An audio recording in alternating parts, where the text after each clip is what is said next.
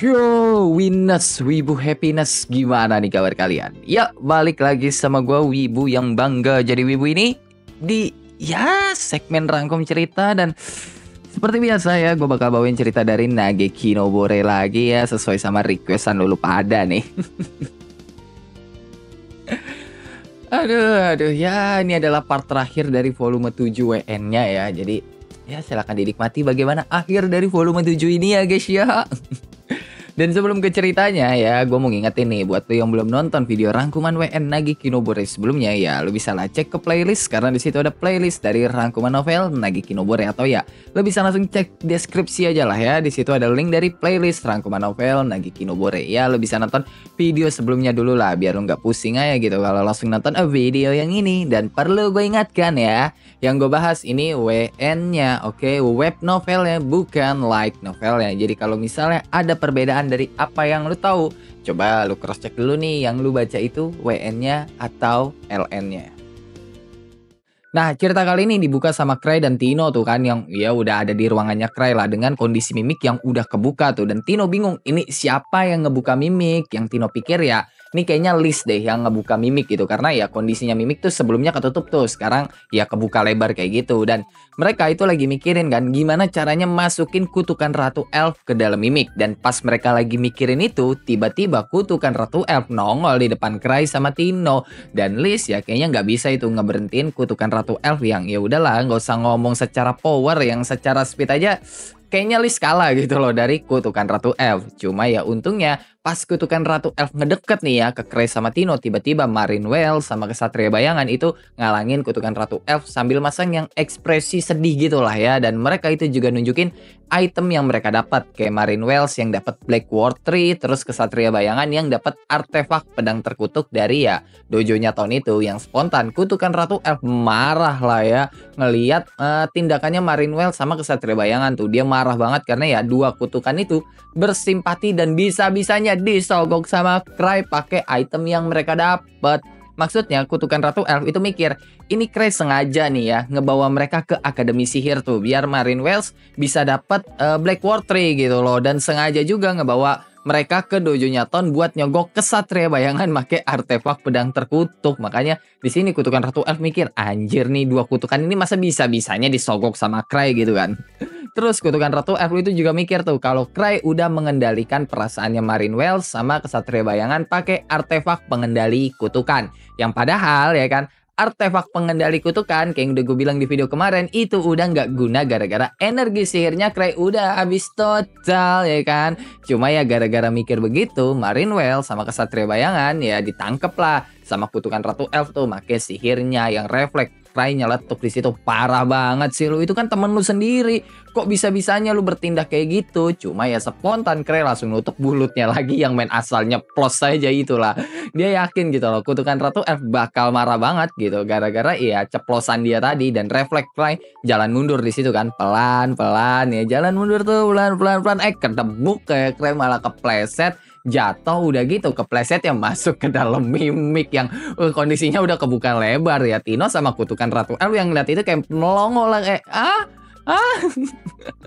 Terus kutukan Ratu Elf sempat ngelirik tuh kan ke Tino yang geleng-geleng doang tuh, karena ya sumpah dia nggak tahu apa-apa gitu loh kalau kata Tino. Cuma ya tindakan gobloknya Cray yang kali ini berhasil, soalnya kutukan Ratu Elf malah ikut masuk juga ke dalam mimik sambil ngebawa Tino yang udah pasrah aja lah sama nasibnya yang iya nggak tahu bakal kayak gimana.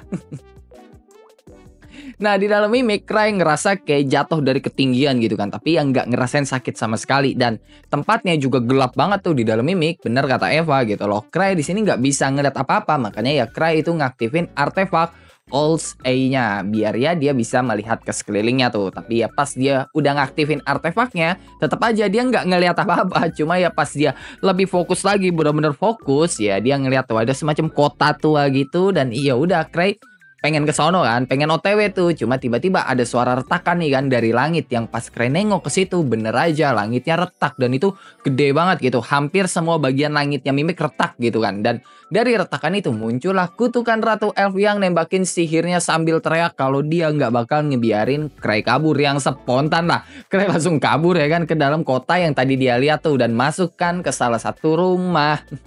Nah, di sini Cray sebenarnya udah pasrah aja, save ring-nya itu udah habis total gitu. Dia udah sama sekali nggak punya save ring karena save ring yang sisa satu sebelumnya itu udah kepake gara-gara ya itu apa yang Cray mendarat di ruangannya pas di deket sama Tino gitu. Jadi ya udah habis total lah save ring-nya Cray. Cuma di sini Cray berpikir positif. Kalau seandainya dia bisa nangkep atau memurningkan kutukan Ratu Elf, berarti ya dia udah jadi hunter level 8 seharusnya dong yang bisa menangani kutukan yang tidak bisa dilawan sama Ansem dan Art yang seorang hunter level 7. Ya intinya Cray berusaha mikir positif aja lah di sini sambil ya ngeliat keluar jendela tuh. Tapi ya di luar Cray malah ngeliat Tino yang udah pengen nangis gara-gara diseret sama kekuatannya kutukan Ratu Elf tuh. Jadi Tino kayak apa ya, kayak dilambai-lambai gitu lah di udara. Makanya ya Cray langsung lari lah keluar gitu kan, ngebuka semua pintu yang ada di situ buat nyari sesuatu yang bisa dia pakai buat kabur dan menyelamatkan Tino. Tapi ya Cray di situ nggak nemu barang yang berguna lah. Malahan ya Cray nemuin futon atau kasur lantai yang ukurannya gede banget lah. Dan goblok ya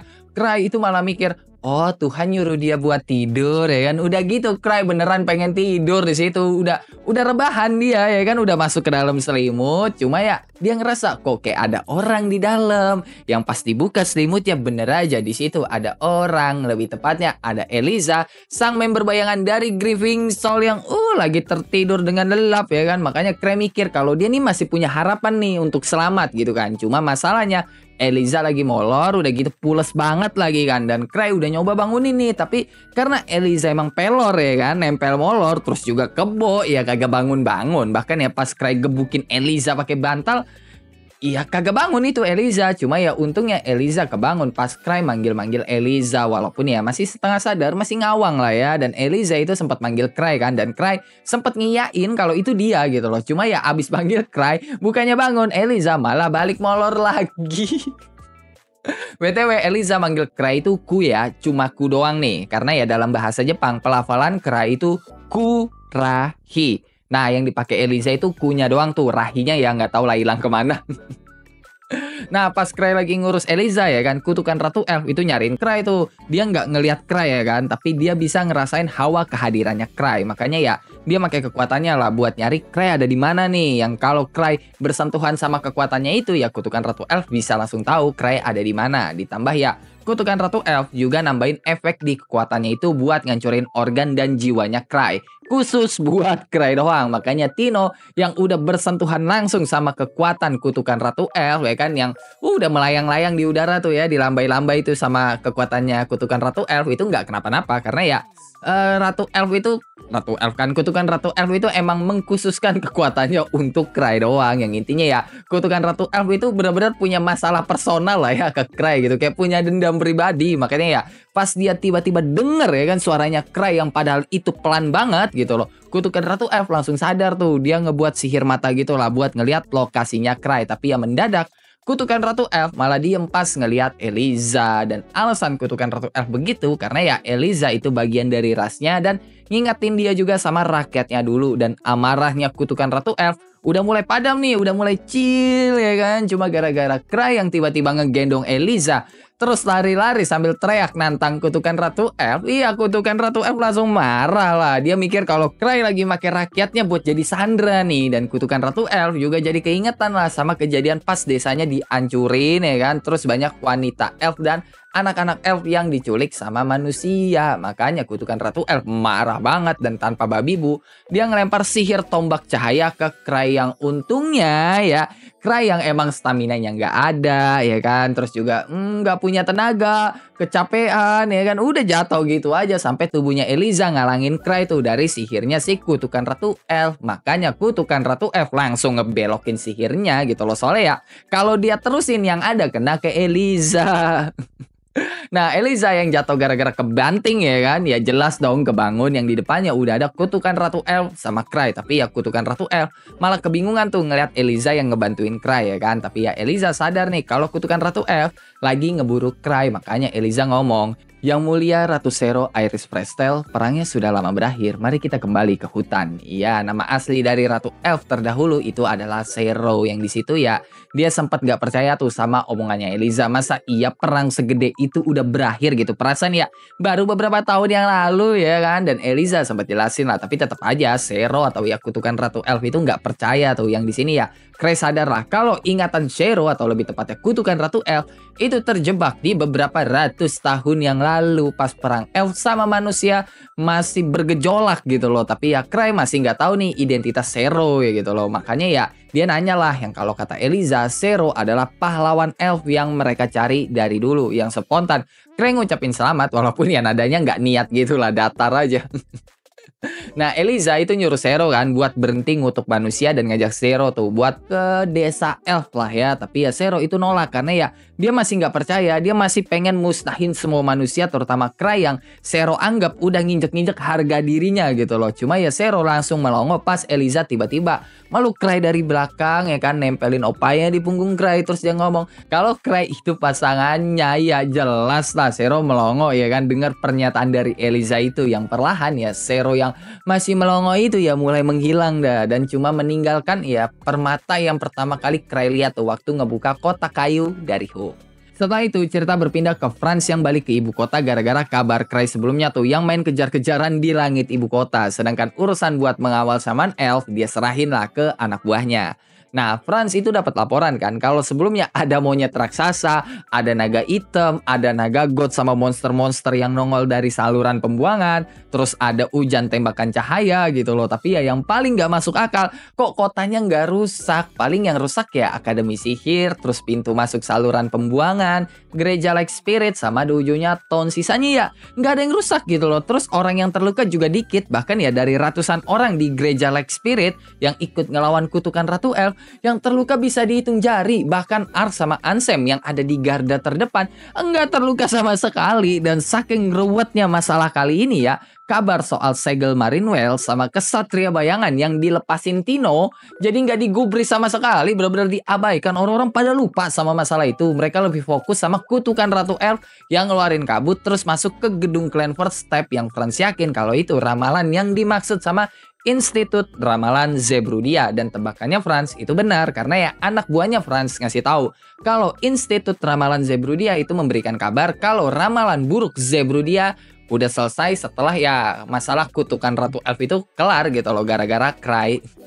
Nah, di tempat Cray dia lagi duduk santai tuh kan di ruangannya dan ya dia berhasil keluar dari Mimik gara-gara Eva tuh yang narik dia keluar. Dan buat Eliza, kenapa dia bisa ada di dalam Mimik? Karena ya sebelumnya pas Cray lagi main kejar-kejaran sama Zero ya, sama kutukan Ratu Elf, Eliza itu sempat mampir tuh, terus iseng ngebuka Mimik, tapi ya dia malah dicaplok sama Mimik. Dan itulah alasan Mimik udah kebuka pas Cray sama Tino balik ke ruangannya Cray. Jadi ya bukan Liz nih yang ngebuka Mimik, tapi Eliza. Nah, Cray awalnya panik banget kan tuh pas tahu kalau ternyata ya Eva ke ruangannya waktu ya kutukan Ratu Elf ada di situ gitu loh. Yang dia khawatir banget ke Eva kalau ya Eva itu kenapa-napa lah. Yang untungnya Eva megang save ringnya Cray. Jadi ya Eva bye-bye aja dan Eva niatnya balikin save ringnya Cray kan, tapi ditolak lah sama Cray. Malahan ya Cray nyuruh Eva buat ngebawa itu kemanapun. Yang Cray pikir ya itu bisa ngejaga Eva, tapi ya Eva mikirnya lain. Dia mikir ya sesuatu hal yang berbau romantis lah ya. Nah, pas Eva masang cincinnya lagi ya di jari manisnya, dia ngeliat boneka teddy bear tuh di mejanya Cray. Yang kalau kata Cray itu boneka yang dia temuin di dalam Mimik. Cuma Eva yakin di boneka ini ada something ini, soalnya Eva ngerasain sesuatu gitu kan. Udah gitu ya bonekanya dikasih ya liontin gitu ya kan. Itu aneh menurut Eva, apalagi ya Cray itu nggak suka sesuatu yang kayak gitu loh, nggak suka boneka dan yang lain sebagainya. Dan tebakannya Eva bener aja, Cray ngasih tahu kalau di dalam boneka teddy bear itu ada Marine Wells dan di dalam liontinnya ada kesatria bayangan. Dan Cray emang sengaja ngumpetin mereka karena ya Marine Wells sama kesatria bayangan udah nolong Cray, lebih tepatnya yang ngalangin kutukan Ratu Elf yang pengen nangkap Cray itu sebelumnya kejadian Cray itu jatuh ke dalam Mimik. Yang sebenarnya sih secara tidak langsung ya dua kutukan itu yaitu Marine Wells sama kesatria bayangan udah jadi familiarnya Cray gara-gara ya Black Ward Tree dan juga artefak pedang terkutuk. Dan oke lah, cukup sampai di sini untuk cerita kali ini. Gimana nih coba menurut lo soal cerita kali ini? Bagus atau tidak? Coba tulis tanggapan lu di kolom komentar. Dan ya, inilah akhir dari volume 7 web novel Nageki no Borei. Dan ya seperti biasa sebelum mengakhiri video ini, gue mau bacain beberapa orang yang telah komen di video-video sebelumnya. Pertama ada dari Dark Zagi. Ternyata beliau masih peduli warga sipil. Kray sangat peduli kok ke warga sipil. Kalau Kray nggak peduli, ya itu Luke nggak bakal disuruh pakai pedang kayu itu sama Kray. Kayak Kray bodo amat lah. Alasan Kray nyuruh Luke pakai pedang kayu kan gara-gara Luke suka nebasin orang gitu. Maksudnya, nih lu jangan nebasin orang, udah pakai pedang kayu aja lah ya. Lu gebukin nggak apa-apa, asal jangan lu tebas lah ya. Jadi ya Kray itu masih peduli kok sama orang lain gitu. Kedua ada dari Noob Game Lover. Itu Kray mananya abis biasa aja. Bukannya di anime diceritakan kondisi kehabisan mana bisa bikin inangnya pingsan. Pas adegan si Tri nyuruh anggota guild ngisi artefak Kray kalau mau jadi kayak Lucia. Enggak juga sih. Karena kan Kray emang tidak ketergantungan dengan mana ya. Kray itu mananya kayak gimana ya, bisa gue bilang kondisi mananya Kray itu kayak keran air yang bocor. Paham nggak? Jadi udah ditutup tetap keluar gitu loh. Jadi emang pada dasarnya Kray itu apa ya? Emang nggak ketergantungan dengan mana, karena kondisi Kray itu kayak apa ya, bisa gue bilang ya? Bisa dibilang selalu ada energi sihir, tapi bisa dibilang selalu habis total juga energi sihirnya gitu. Paham lah ya? Jadi benar-benar kayak ya udah kayak keran air yang bocor aja gitu loh mananya Kray. Jadi benar-benar nggak ada yang bisa disimpan di dalam tubuhnya Kray. Gitu. Makanya dia tidak ketergantungan dengan energi sihir. Dan kasusnya kalau kemarin habis total ya kan, ya itu gara-gara udah nggak ada yang bisa masuk aja ke dalam tubuhnya Kray gitu. Soalnya ya kan keserap semua tuh sama ya cincin pengendali kutukan. Ketiga ada dari Absurd Meme. Kenapa lu bilang OPM yang serius bang? Soalnya yang gue lihat malah tuh anime atau manga serius yang di Arts Asosiasi Monster. Gue mulai yakin hal ini. Maksudnya? Soalnya yang gue lihat malah tuh anime atau manga serius. Yang di Arts Asosiasi Monster, gue mulai yakin hal ini. Maksudnya lu mikir OPM itu ini yang serius ya, series yang serius gitu. Gue sih nggak bilang kalau OPM itu series yang serius gitu loh. Karena ya lebih banyak komedinya ketimbang serius ya. Beda dengan Tensura seperti yang gue bilang kemarin. Dan ya OPM itu lebih mirip Nageki gitu loh ketimbang sama Tensura. Yang dimana ya apa ya, bisa dibilang lebih mengedepankan komedinya dulu baru alur ceritanya. Paham lah ya maksud gue ya. Ya gitulah intinya. Intinya kalau mau disandingin ya 11-12-nya sama Nageki pas itu udah. Karena secara genre dan building cerita ya mirip gitu. Dan terakhir dari Zenosean. Bang, kira-kira siapa aja yang tahu kalau Kray bisa gunain banyak artefak? Sejauh ini nggak ada yang tahu. Nggak ada yang tahu Kray bisa make banyak artefak, karena pengetahuan umum di dunia itu, bahkan teman-temannya dari Gripping Soul juga mikir hal yang sama. Kalau manusia ya, kalau orang entah itu elf, entah itu makhluk hidup lain, itu cuma punya batas menggunakan artefak ya 2 atau 3, mentok-mentok 5 lah ya. Udah sisanya nggak mungkin gitu loh, mustahil. Makanya ya mereka mikir kalau Kray itu cuma ngekoleksi artefak doang, bukan menggunakan artefak. Paham lah ya maksudnya kan. Jadi alasan mereka mikir Kray itu butuh banyak artefak dan bla bla bla ya emang Kray suka aja, bukan karena Kray itu pengen pakai kekuatan dari artefak itu. Dan ya itu aja buat beberapa komen dari video-video sebelumnya. Yang kalau lu juga punya pertanyaan, pendapat, saran, requestan, atau bacotan-bacotan gak penting lu pada lu bisa tulislah di dalam kolom komentar. Kalau lu suka sama video kali ini, lu bisa tekan tombol like. Kalau lu gak suka, lu juga boleh dislike. Gue gak maksa lu, kok buat tekan tombol like. Dan jangan lupa buat ngopi hari ini. Sampai jumpa di video selanjutnya. Bye-bye.